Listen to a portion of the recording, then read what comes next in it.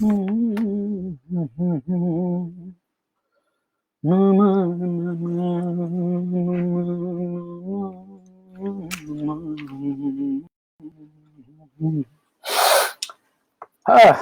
नमस्कार।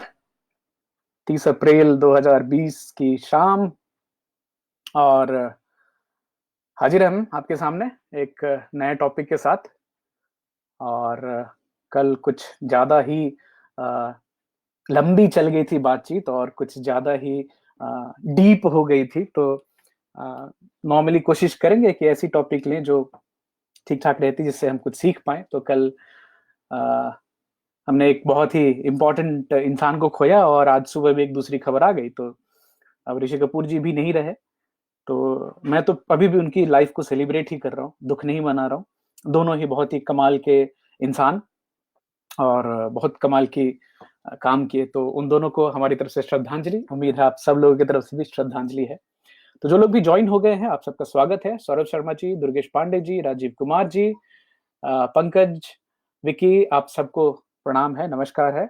और आज की जो टॉपिक है ये बड़ी इंटरेस्टिंग है और मेरे दिल के बहुत पास है कि क्या हम अपने सोच, हम अपने विचार से अपने हेल्थ को और अपने सक्सेस को क्या इम्पैक्ट कर सकते हैं क्या? तो अगर कोई बच्चे भी सुन रहे हों तो बहुत-बहुत अच्छा होगा, क्योंकि हाँ, हमने में से बहुत लोगों ने अपनी जर्नी काफ़ी कुछ कर ली है और बच्चों की जर्नी अभी शुरू हुई है। तो अगर वो सुन पा रहे हो तो मुझे बहुत अच्छा लगेगा। आप बाद में भी ये वीडियो बच्चों के साथ शेयर कर सकते हैं। तो तेजीपा जी, वेलकम, स्वागत है आपका। तो आज जो हम बात करने वाले हैं उसकी बेसिस है एक बहुत ही फैंटास्टिक थेरेपिस्ट हैं जिनका नाम है मरीसा पियर्स जी। और देखिए ना, ये लॉकडाउन और ये जो माहौल बदला है, अदरवाइज मेरे प्लान थे उनकी सेशंस को ज्वाइन करने के, लाइव मुंबई आने वाली थी, अब तो कैंसिल हो गया। देखते हैं अभी कभी मौका मिलता है। तो मरीसा पियर जी एक हाय मंथन, एक हिप्नोथेरेपिस्ट हैं जो कि बॉलीवुड, हॉलीवुड के स्टार्स की कंसल्टेंट हैं, बड़े-बड़े ओलंपिक एथलीट्स की कंसल्टेंट हैं, राज परिवार की कंसल्टेंट हैं। तो उनकी जो किताबों में और उनकी जो बातचीत से कुछ निचोड़ और कुछ चीज़ें जो निकल के आई, मैं आज वो शेयर करने की कोशिश करूँगा। तो आप सबकी आज्ञा के साथ आज की टॉपिक को शुरू करते हैं। अर्चना जी, स्वागत है आपका। तो एक किताब है, वोग नाम है उसका, ये फैशन मैगज़ीन है और वोग मैगज़ीन की सेल्स फटाफट डिप होती जा रही थी। तो सेल्स डिप होने के कारण काफ़ी फ़ाइनेंशियल स्ट्रेस आ जाता है। तो उन्होंने as a consultant Marisa Peer जी को हायर किया और उनको बोला कि हमारी जो सेल है, वो कम-कम होती जा रही है, इसके पीछे क्या कारण है आप बताएँ, और अगर कुछ सुझाव दे सकते हो तो आप सुझाव दें। तो उन्होंने बोला कि देखिए, आप जो है, आप बेसिकली, उन्होंने अपनी रिसर्च की, उसके बाद उनको शेयर किया कि आप बेसिकली, ये जो आपकी कस्टमर कौन है? औरतें हैं, हाँ? अभी औरतों को आप हमेशा बताते हैं कि आपसे अच्छा कोई है, आपसे लंबा कोई है, आपसे पतला कोई है, आपसे सुंदर कोई है। तो जब भी औरतें देखती हैं और उसको पढ़ती हैं, तो उनको हमेशा लगता है कि अ, मुझ में कहीं न कहीं कुछ कमी है। इसके और डिटेल आएँगे इसमें। तो उन्होंने उनको मैगज़ीन को बताया कि इंस्टेड ऑफ सेलिंग कि आपके जो कस्टमर हैं उनकी बॉडी में कुछ कमी है, उनके दिखावे में कुछ कमी है, क्यों नहीं आप उनको सेलिब्रेट करें कि आप जैसे हैं वैसे ही काफ़ी सुंदर हैं। क्या हम आपकी सुंदरता थोड़ी और बढ़ा सकते हैं? तो ये ट्राई करके देखिए। तो ये कॉन्सेप्ट हाय राव भाई, छवि भाई, स्वागत है आपका।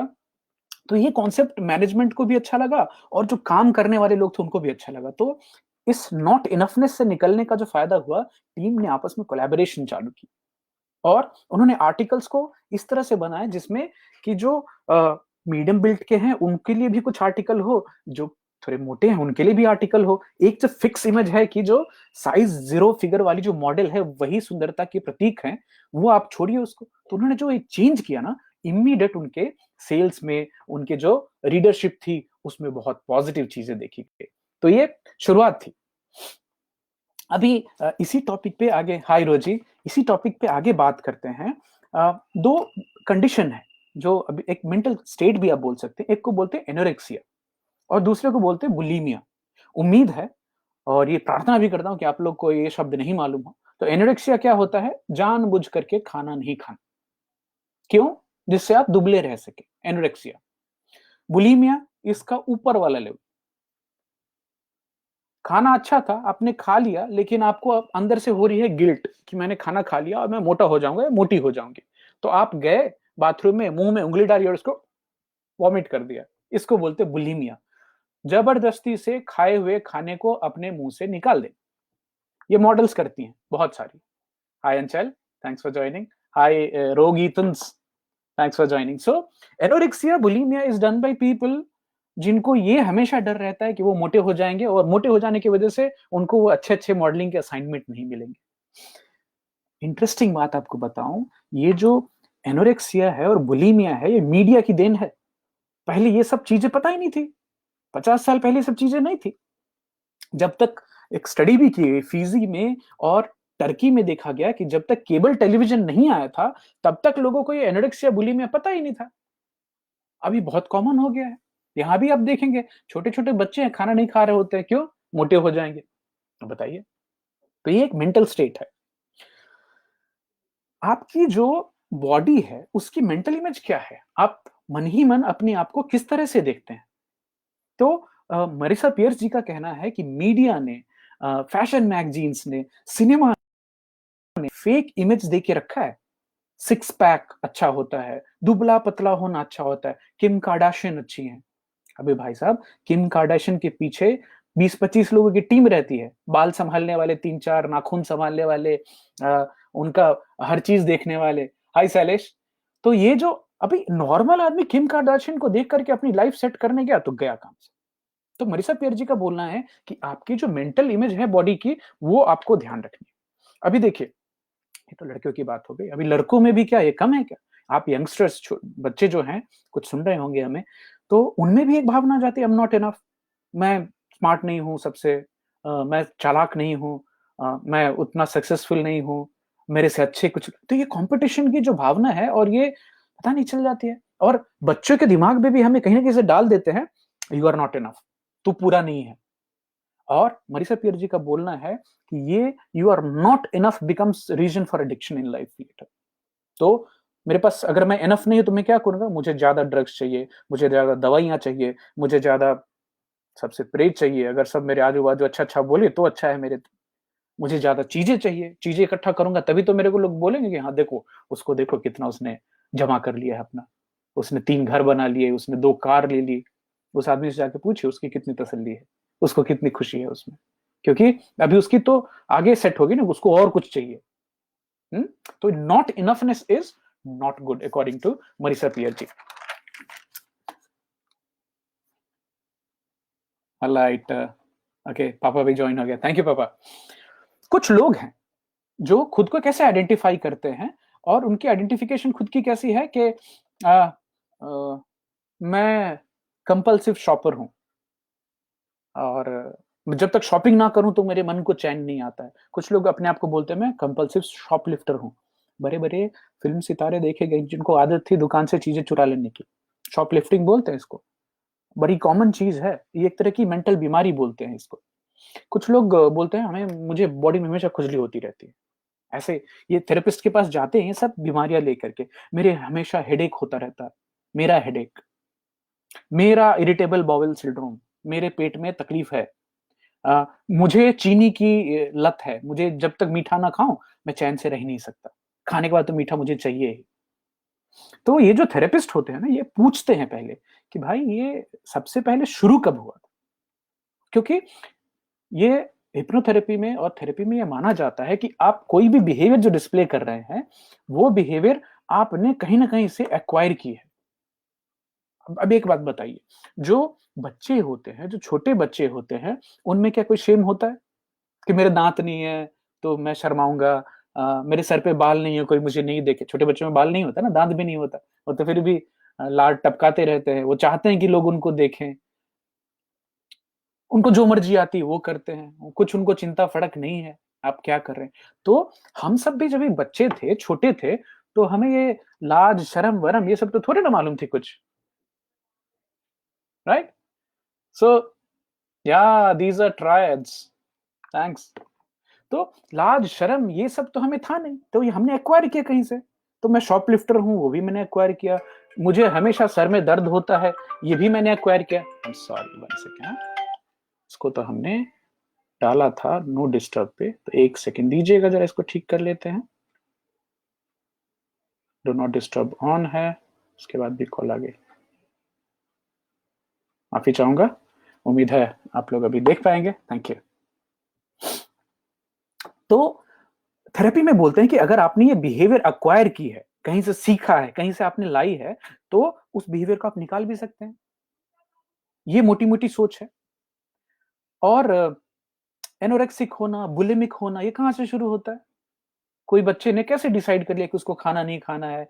किसी बच्चे ने कैसे डिसाइड कर लिया कि उसको जिंदगी भर पतला ही रहना है? तो बताते हैं कि कभी बहुत छोटे बच्चे हों, आप कहीं जा रहे हों और आपके पेरेंट्स ने या किसी ने सोसाइटी में कमेंट किया, देखो मोटी कैसी लग रही है, और ये कैसा इंसान है, इसको क्या खुद को अपनी समझ नहीं आती। बच्चे के दिमाग में जाता है कि अरे ये होना गलत बात है, और वो किड तभी डिसाइड मेंटली कर लेता है कि उसको जिंदगी में कभी मोटा नहीं होना है। ऐसे बच्चे आगे जाकर के ये, बिकॉज दिमाग को सही और गलत की तो परख तो है नहीं। आप जो चाहेंगे, जो आपकी बिलीफ बनेगी, उसके हिसाब से आपकी बॉडी भी रिस्पॉन्ड करना चालू करेगी। हाँ राघु भाई, मालूम है, ना केवल तेजी पाजी को, बहुत सारे लोगों को खाने के बाद मीठा चाहिए ही चाहिए। ये भी एक बिलीफ है। तो अब दिमाग कैसे काम करता है? दिमाग काम करता है, आप जो थॉट है ना, thoughts becomes things in life. आपके जो विचार हैं वो चीजें बन जाते हैं आपके आजू बाजू में, और मैनिफेस्ट होते हैं उसी तरह से। एक थोड़ी इंटरेस्टिंग है, थोड़ी अलग से, कुछ रिलेशनशिप में भी लोग अपनी विचार के हिसाब से अपने रिलेशन रिश्तों को चलाते हैं। जैसे फॉर एग्जाम्पल, दिल टूट जाना, पीठ में छुरा घोंपना, ये सब कॉमन एग्जाम्पल है, आपको सुनने के लिए आएंगे। प्यार में जान दे देना, सैड रोमांटिक इमेजरी, वो गुरुदत्त वाली, कि सच्चा प्यार तो कभी किसी को नहीं मिलता। अगर आप ये सब बचपन से ही बिलीफ लेके चल रहे हैं, अगर आपने ये सोच के दिमाग में रखा है, और कहानियां आपने बहुत डीप करके रखी हैं, तकलीफ होगी आपको रिलेशनशिप में। तो जो भी बच्चे सुन रहे हैं, ऐसा कुछ नहीं होता, ऐसा बुलशिट है। किसी कुछ लोगों की जिंदगी में कुछ ऐसे हादसे और वाकया हुए, और उसको ना इतना ग्लोरीफाई करके बताया गया है कि प्यार धोखा है। जरूरी नहीं। एक और चीज, सारे रिलेटिव होते हैं ना मतलबी होते हैं, जरूरी नहीं। दुनिया जो है ये मतलबी है, बिल्कुल जरूरी नहीं। दुनिया बहुत प्यारी है, बहुत अच्छे लोग मिलते हैं, आप जिस चीज में आगे बढ़ना चाहें उसमें मदद करने वाले। डिपेंड आपकी सोच कैसी है, और ये सोच आप कहां से लेके आते हैं? आप बचपन से लेके आते हैं। कंडीशनिंग जिसको बोला जाता है। मनीषा पीर जी बोलती हैं, जो लोग अक्सर बोलते हैं दुनिया खराब है, दुनिया खराब है, उनकी आंखें खराब हो जाती है, जल्दी आईसाइट लूज कर जाते हैं, क्योंकि उन्होंने खुद को, दिमाग को क्या बताया दुनिया खराब है। तो जो बॉडी है और जो माइंड है, जो शरीर है, बोलते ठीक है, आपका जो हुकुम सर आंखों पे, तो हम दुनिया देखना ही बंद कर देते हैं। पांडे जी को हंसी आई, कौन से बात पे बताएंगे जरा। एक और कहावत, मुंह में राम बगल में छुरी, तो मतलब क्या, जो राम जी का नाम लेने वाले हैं वो हमेशा छुरी लेके चलते हैं साथ में। तो जो धर्म कर्म में ज्यादा आस्था रखने वाले लोग हैं, वो ठगने वाले होंगे बाद में, मतलब यही है ना। अभी बचपन से अगर आपके दिमाग में आ गया तो। दूसरी बात, फोकस ऑन द नेगेटिव। देख, तो दिमाग हमारा पहले से प्रिमिटिव है, वो जंगलों वाला की, हर जगह खतरा है, हर जगह कोई चीट कर लेगा, कोई छीन के तुम्हारा खाना खा जाएगा, एंड ऑल दैट। तो और उसको आप एक ब्लूप्रिंट मान करके अपनी लाइफ में चलाना चालू करते हैं, आपको ऐसी चीजें दिखना चालू होती है। तो कुछ लोग बोलते भी हैं कि इस बार तो दिल टूट गया है, अगली बार दिल टूटा तो हम मर जाएंगे। आप में से कई लोगों ने कसमें भी खाई होंगी। What about Devdas, is he was lover और नॉट? देखिए भाई साहब, ये लवर देवदास जी थे नहीं थे, ये देवदास जी से पूछ लीजिए। बट अगर आपने देवदास जी के टेम्पलेट को सही मान लिया है, आपकी जिंदगी में देवदास वाली स्टोरी चलती रहेगी। न केवल प्यार में, बाकी अलग रिश्ते में भी, कि सारे रिश्तेदार चोर होते हैं, सारे पैसा ठग के भाग जाते हैं, तो मिलते रहेंगे आपको ऐसे लोग, हमेशा मिलते रहेंगे। हाँ, दुर्गेश पांडे जी को हंसी आई, प्यार धोखा है के ऊपर में, दुनिया खराब है बोलते हैं ना लोग। आप बताइए, आपके आजू बाजू में ध्यान ध्यान दीजिएगा, दो चार मिल जाएंगे ऐसे आपको, जो ये सोच लेके चलते हैं और लोगों को बताते भी हैं। देखा, मैंने बोला था ना कि वो ठग लेगा तुमको। तो जब भी आप बोलते हैं कि इस बार दिल टूटा तो मैं जान दे दूंगा, तो आपकी जो बॉडी है, जो माइंड जो है, माइंड तो बोलते नहीं नहीं, मेरा काम है तुम्हें जिंदा रखना, मैं तो तुम्हें जिंदा रखूंगा। एक काम करते हैं, तुम्हें अभी दोबारा, तुम ना एकदम एकाकी हो जाओ, तुम्हें कोई लड़का या लड़की मिलेगी नहीं जिंदगी भर। बहुत सारे ऐसे हैं एग्जाम्पल्स कि एक रिश्ता टूटी, एक बार दिल टूटा और आदमी ने डिसाइड कर लिया पूरे जिंदगी भर ना शादी की ना रिलेशन बनाए, एक ऐसी हालत में पहुंच गए हैं जहां पे एकाकी जीवन है, लेकिन उनकी जो ब्लूप्रिंट बहुत सॉलिड है उनके दिमाग में कि ये जो जिंदगी है ना, ये अकेले ही रहने वाली है, क्योंकि प्यार जो है उसमें दिल टूट जाता है और आदमी बहुत दुखी महसूस करता है। बट आप सब लोग गवाह हैं इस बात के कि प्यार तो बहुत अच्छी चीज है, प्यार खूबसूरत चीज है। अब एक से नहीं जमी तो ठीक है, दूसरे से कीजिए। नेसेसरी थोड़ा है कि एक ही इंसान के पीछे आपने पूरी जिंदगी लगा दी और अगर उसने आपको सिलेक्ट नहीं किया तो आप परेशान रहें।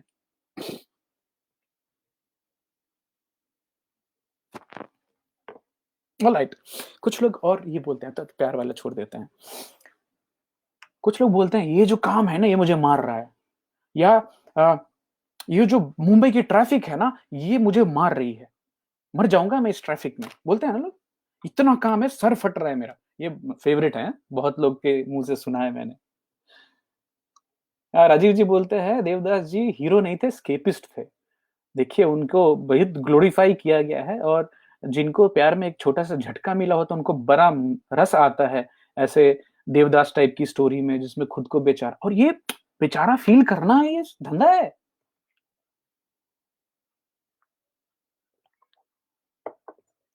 मैं चाहूंगा आप गौर फरमाएं, आपको सैड सॉन्ग्स ज्यादा मिलेंगे, दिल टूटने वाली कहानियां ज्यादा सुनाई जाएंगी।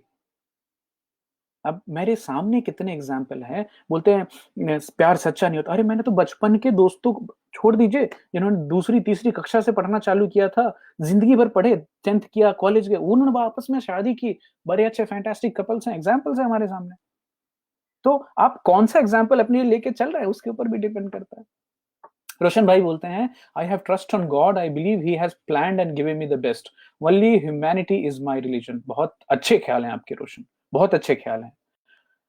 राजीव जी बोलते better love our self than others love मी।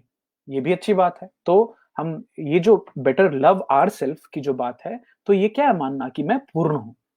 तो जब तक आप में ये पूर्णता की भावना है तो फिर आपको बाहर से ज्यादा जरूरत नहीं रहेगी, आप खुश रहेंगे खुद में। जब जब आपको बाहर से चीजें आप अच्छे हो ये बताना बार बार जरूरी हो किसी को, और तब आपको अच्छा फील हो, तो कहीं अंदर में पूर्णता की कमी है, आप खुद को इनफ नहीं महसूस कर पा रहे हैं। शैलेश नायक जी बोल रहे हैं उससे भी अच्छी मिली, आप एग्जाम्पल है शैलेश भाई। तो आप लोगों की जोड़ी है वो बहुत ही अच्छी है। Krishna love Radha and marry with Rukmini. हाँ कर लीजिए आप भी राजीव जी। भाभी जी अगर सुन रही होंगी तो मैं बोलूंगा कि अभी इस उम्र में इनको रासलीला का भी रस आ रहा है। फिर देखिएगा आपकी सारी वो जो रोमांटिसिज्म है ना निकाल देंगे वो। बच के रहिएगा, उम्मीद है भाभी जी नहीं सुन रही होंगी। ओके, तो अगर आप बार बार बोलते हैं ना ये काम है ना ये मेरा सर फट रहा है, ये जो ट्रैफिक में मर जाऊंगा मैं, तो बॉडी क्या बोलती है, एक काम करते हैं यार, इस आदमी को ना रोज आने जाने में बहुत तकलीफ हो रही है, इसको कोई ऐसी बीमारी दे दो कि इसकी नौकरी छूट जाए, चलो पेट में अल्सर ही कर देते हैं, तो ना इसको ऑफिस जाना पड़ेगा। तो आप किस तरह की बात करते हैं, ये जो दिमाग है ना, ये उसको सही गलत तो समझ में नहीं आता, बोलता है मेरे मालिक ये मांग रहे हैं अब मुझे कहीं से करके देना है। राइट। तो बहुत बहुत केयरफुल रहना आपको और मुझे कि हम क्या बोल जाते हैं बोलते बोलते। हाँ, बच्चों को कैसे आइसक्रीम देके बोलते हैं ले खा मर, बच्चा थोड़ी देर के अंदर में छींकना चालू, फिर हम डांटते भी उसको, देखे कमीने, मैंने बोला था ना कि तुम आइसक्रीम खाओगे तुम्हारे साथ ऐसा होगा। बाप की बात ही नहीं सुनते, अब करके तो आपने ही दिया था वो। तो डिपेंड्स, हाँ, how do you define your thoughts, आपके दिमाग में क्या चल रहा है उसको आप कैसे प्रोसेस कर रहे हैं, आपकी खुद की सेल्फ टॉक क्या है, ये बहुत बहुत इंपॉर्टेंट है। तो आपको क्या करना है, आप खुद को डिफाइन कैसे कर रहे हैं, आप किस तरह की परिभाषा क्या दे रहे हैं अपनी जिंदगी को और अपनी लाइफ को, इसके प्रति थोड़ा सोचना है हम सबको। हाँ, बाई डिफॉल्ट लेके हम आते हैं, कुछ चीजें ऐसे चलती रहती हैं।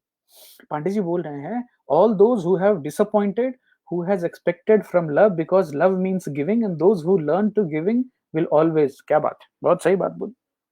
अब ये भी देखिए बहुत छायावादी बात है कि प्यार क्या है, और ये टॉपिक अलग हो सकती है, बट अब मैं आपके विचारों की बहुत कदर करता हूँ पांडे जी, सही बोल रहे हैं आप। एक और चीज, तो हम कैसे डिफाइन करते हैं अपने आप को, एक जो बेसिक चीज है बहुत ही भौतिक चीज, वो भूख। आप सुनेंगे लोग बोलते हैं मैं भूख से मर रहा हूँ, एक टाइम खाना नहीं खाया तो बोलते हैं मैं भूख से मर रहा हूँ। क्यों बोलते हैं भाई? उसके पीछे कभी सोचा है आपने कि मैं भूख से मर रहा हूँ क्यों आता है? और आपने आज तक लाइफ में किसी को एक्चुअली भूख से मरते देखा है? नहीं। बहुत कम केसेस है ना जो एक्चुअली भूख से, जिनको कभी खाना ही नहीं मिला और घर में बंद हुए हुए मर गए, बाद में मिले हों। कुछ लोग भूख के अलावा ये भी बोलते हैं कि ये बच्चा है ना, ये मुझे बहुत परेशान कर रहा है। मुझे मच्छर परेशान कर रहा था। ये बच्चा मुझे बहुत परेशान कर रहा है, मैं मार ये चाहता है मैं मर जाऊँ, या मैं तंग आ गई इस बच्चे से। अगर आपका वो पहला बच्चा है और आपने इस तरह के जो स्टेटमेंट खुद को दे दिए हैं, तो चांसेस आपके दूसरा बच्चा होगा ही। बिल्कुल, ये देखा गया है। इसको बोलते हैं एक्वायर्ड इनफर्टिलिटी। आपने खुद से अपनी बॉडी को ऐसा सिग्नल दिया कि उसने बोला नहीं, ये देखो मर जाएगी अगर इसको दूसरा बच्चा होगा तो आपको दूसरा, आप कितना भी कोशिश कर लें, नहीं होती है। अभी 500 साल पहले किसी भी बीमारी से ज्यादा, किसी भी लड़ाई से ज्यादा लोग भूख से मरे थे। तो जब भी आपको भूख लगती है तो हमारा जो पीछे वाला जो ब्रेन है ना, वो क्या करता है, आपको ये सिग्नल देता है और आप भी बोलते हैं मैं भूख से मर रहा हूँ। क्या करते हैं? ओवर ईटिंग करते हैं। और ओवर ईटिंग आप हेल्दी चीजों की कभी नहीं करते हैं। आप ओवर ईटिंग किस चीज पे करते हैं? जंक पे। तो जब ये जंगलों में थे और हंटर गेदरर्स थे, तो हमें जब भी जो खाना मिल जाता था हम थोड़ी ज्यादा औकात से खाते थे। अभी स्टेटस क्या है कि हमारे पास महीनों का खाना पड़ा है, महीनों का खाना पड़ा है। अभी हो सकता है लॉकडाउन में आपके पास महीने से ज्यादा का भी खाना पड़ा हो, बट फिर भी भूख लगे तो आदमी को लगता है मर ही रहा हूं मैं। बराक ओबामा जी हैं जिन्होंने बड़ी इंटरेस्टिंग बात बोली। बराक ओबामा जी ने एक्चुअली किताब भी लिखी, माइंडसेट नाम है, उसमें उन्होंने लिखा कि 80% success is mindset and self talk. 80% जो सक्सेस है, वो बातचीत हम एक दूसरे से करते हैं, ये सब मेंटल स्टेट है। तो मरीसा पियर जी रिक्वेस्ट करती हैं कि आप कॉन्शियस रहें कि आप खुद से कौन सी लैंग्वेज इस्तेमाल कर रहे हैं, आप क्या बोल रहे हैं, क्योंकि दिमाग को सही और गलत समझ में नहीं आता, बिल्कुल नहीं आता। आप जो मांगे, आपने जो चीज बोली वो तथास्तु करके देता है आपको। तो आपने शुरुआत में अपनी मान्यताएं बनाई हैं, और जैसे जैसे जिंदगी बढ़ती है आगे, तो आपकी मान्यताएं, आपकी जो बिलीफ है ना, वो आपको डिफाइन करती है। आपने सुना है वो कि पंडित नहा के निकलते थे तो छाया पड़ जाती थी किसी दूसरे इंसान की, तो वापस नहाने जाते थे। ये भी बिलीफ थी एक। हाँ, मंदिरों में कुछ खास जाति और वर्ण के लोगों को घुसने नहीं देते थे, ये भी एक बिलीफ थी। अभी धीरे धीरे करके वो सब खोले जा रहे हैं। सही गलत मैं नहीं जानता, मैं खाली बिलीफ की बात कर रहा हूँ। तो हम किस तरह के बिलीफ लेके चल रहे हैं? बचपन में मान लीजिए आप छोटे हैं और आपको एक बहुत प्यारा सा पपी दे दिया गया, आप छोटे हैं, 3-4 साल के हैं, आपने उस कुत्ते के साथ खेला, मस्ती की, तो आपके लिए पपी क्या हो गया? Fantastic lovely animals. लेकिन आपको बचपन में कुत्ते से कोई संबंध नहीं था, आपके घर में कुत्ता नहीं था, आपने एज अ किड जाना नहीं कि कुत्ता क्या होता है छोटा। और किसी छोटे बच्चे को किसी दूसरे कुत्ते ने प्यार से ही दोहराया। छोटे जैसे बच्चे होते हैं वैसे कुत्ते भी होते हैं, दोहराते हैं ना। और उस बच्चे को कुत्ते का अनुभव नहीं है, वो डर गया। अब जिंदगी भर वो डर लेके चलेंगे। उनके लिए कुत्ता बहुत ही खतरनाक प्राणी है। दौड़ जाते हैं, भाग जाता है, कुत्ता भी डर जाता है उनसे। और ऐसे लोगों को कुत्ता काट भी लेता है। और उनकी जो बिलीफ है और स्ट्रांग हो जाती है कि ये जो कुत्ता है ना, वो खतरनाक प्राणी होता है। अब मजे की बात यह है कि जो एनिमल्स होते हैं ना, वो हमारी केमिस्ट्री को सूंघ लेते हैं दूर से। तो मैं किसी भी अनजान कुत्ते से जाके बिल्कुल प्यार कर सकता हूँ, क्योंकि मैंने बचपन में 4-5 छोटे छोटे कुत्तों को बड़ा किया है। अलग अलग उनकी कहानी, बड़ी प्यारी प्यारी कहानी बताऊंगा आपको कभी। तो मेरी जो बिलीफ है, मेंटल बिलीफ, उसमें कुत्ते प्यारे होते हैं। तो मुझे जो खतरनाक कुत्ते, वो भी कोई आ जाते हैं दूर से चौंकते हुए, भाव करते हुए, फिर पास में आते हैं, मैं डांट देता हूँ क्या प्रॉब्लम क्या है, तो शर्मा जाते हैं। उसके बाद फिर माफी मांगते हैं। एक तो बड़ा रिसेंट वाकया था। हम जहाँ अपनी स्कूटर पार्क करते हैं स्टेशन जाने के समय में, तो एक सुबह सुबह एक बहुत शर्माती हुई आई और मेरे पास में आकर के, बिल्कुल पास में आ गई। तो मैंने पूछा क्या पहले मिले हैं कहीं, कुछ जान पहचान है? वो एकदम पहली बार मुलाकात है, और सो गई पूरा टांग चारों ऊपर। कमाल है बात। ये एक दूसरे अनुभव हुई। हमारा नानी का घर है पीरापुर में, तो वहां पे एक काफी प्यारा कुत्ता है। अब भाई साहब पहली बार मुलाकात है, बहुत सालों के बाद गए हैं। वो बच्चा है, 2-3 साल का है। अनजान कोई आदमी उसके आसपास जा नहीं सकता, इसलिए उसको बांध के रखा जाता है। अभी जैसे ही मैं पहुंचा हूं, तो उसने जो क्या किया है, वो ऐसा पैर ऐसा करके अपना सर डाला है उसने।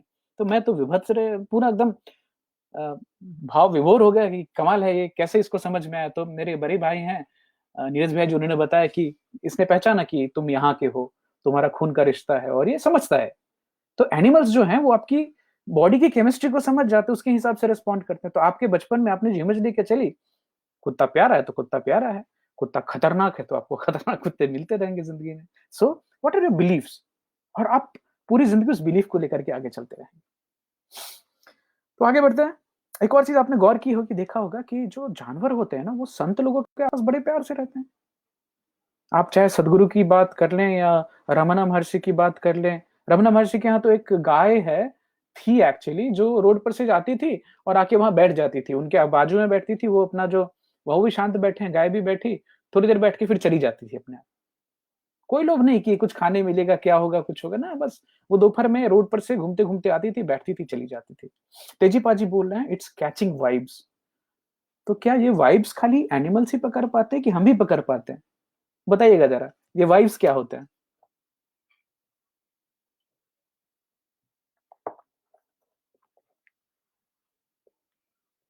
एक और जो माइंड वाली बात है, आज वैसे मुझे टिप मिला है और दो चार इंपॉर्टेंट लोगों ने बताया कि जब आप जो टॉक बहुत लंबी कर देते हैं तो फॉलो करना मुश्किल होता है। तो आज शार्प को क्लोज जो है वो 30 मिनट्स में हो जाएगी।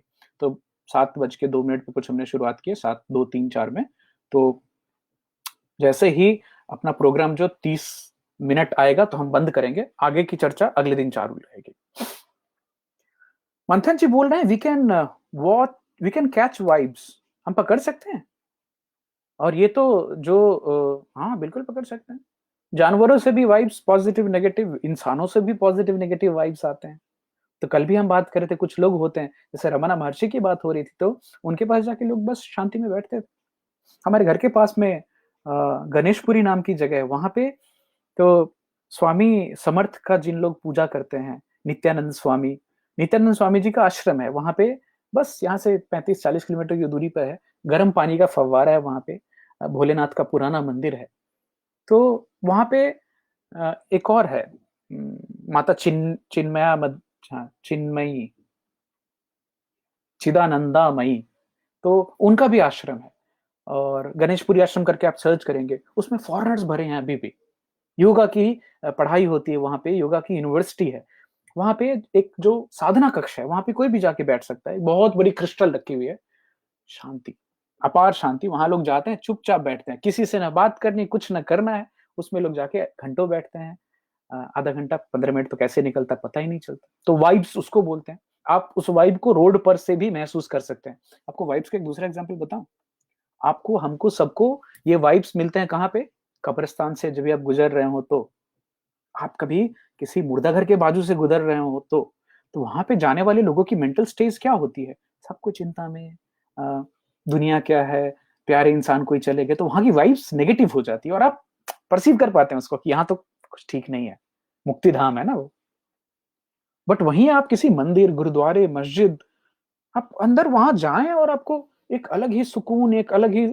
अब मैं हजरत बल दरगाह में चला गया था, क्या मतलब शांत, क्या पवित्र। वही फीलिंग आपको हरमंदिर साहब पटना गुरुद्वारे में आती है। वही फीलिंग आपको कपालीश्वर महादेव के जो मंदिर है चेन्नई में, वहां पे आती है।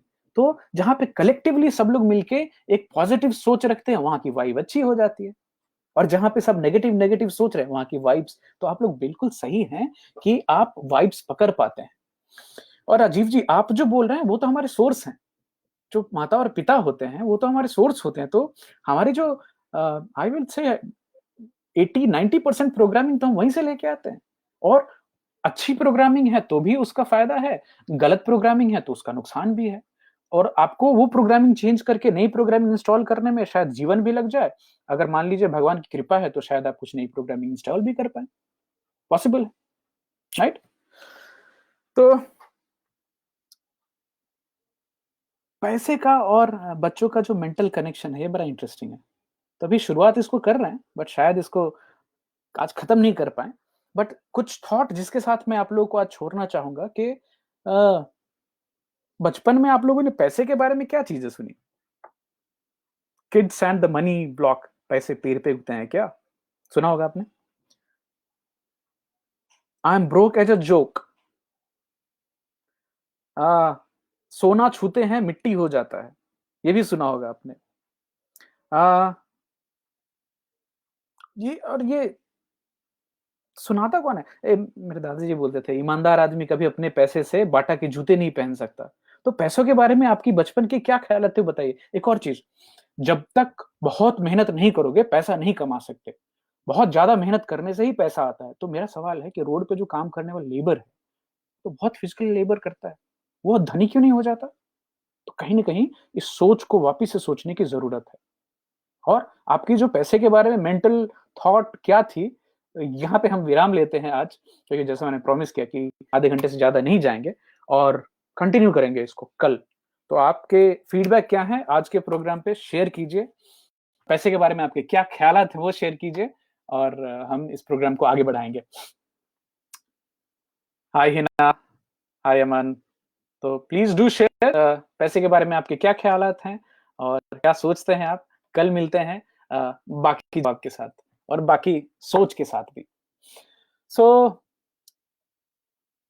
हाँ हाँ, राजीव जी बोलते हैं ना, पैसा हाथ का मैल है। ये हम कल बात करेंगे, पैसा हाथ का मैल है इसके बारे में। All rich people have black money, 2 number का पैसा। बहुत सही मंथन, तालियां तालियां। विक्की बोलते हैं 45 मिनट काफी है टॉपिक खत्म करने के लिए। नहीं, तो कल करेंगे। खुद कमाओगे तो पता चलेगा। हाँ, ये बचपन में बोलते थे कि पैसे बाप के हैं तो उड़ाओगे, खुद कमाओगे तो पता चलेगा। और पैसे के बारे में आपके क्या क्या ख्यालात हैं और क्या क्या बचपन में ज्ञान दिया गया था उसको बताइए। और कल वापस मिलते हैं इसी टॉपिक के पार्ट 2 के साथ। तो bye bye, take care, take care of your thought. दिमाग में क्या चल रहा है और क्या वो पॉजिटिव चल रहा है या नेगेटिव चल रहा है, राइट? तो आज के लिए विदा लेते हैं आपसे, कल मिलते हैं। बाय।